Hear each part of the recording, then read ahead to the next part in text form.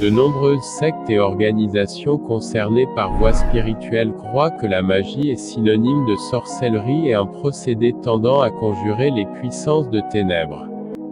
Il n'est donc pas étonnant que certaines personnes soient effrayées rien qu'à ce simple mot de « magie ». Les joueurs de passe-passe, les prestidigitateurs, les charlatans et leurs émules usent à mauvais escient de ce terme et ceci a beaucoup contribué au mépris dont a été victime, à ce jour, le savoir magique. Dans la plus haute antiquité, cependant, les mages étaient considérés comme de grands initiés et de la science que ceux-ci détenaient est issu le mot « magie ». Les prétendus magiciens ne sont donc pas des initiés mais uniquement des imitateurs maladroits des mystères et ils exploitent la plupart du temps l'ignorance et la crédulité d'un chacun ou de tous afin de réaliser leurs desseins égoïstes au moyen du mensonge et de l'imposture. Le véritable mage méprise pareil procédé. En réalité, la magie est une science sainte. Elle est, dans le vrai sens du terme, la science des sciences car elle enseigne la connaissance et l'usage des lois universelles.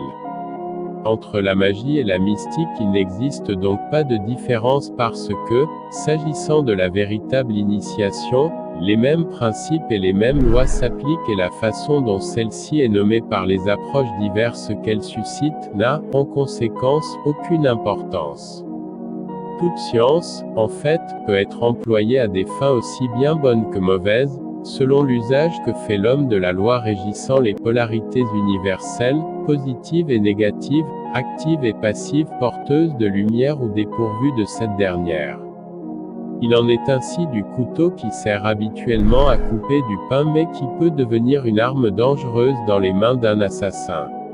Cette conduite dépend toujours de l'orientation éthique de l'individu.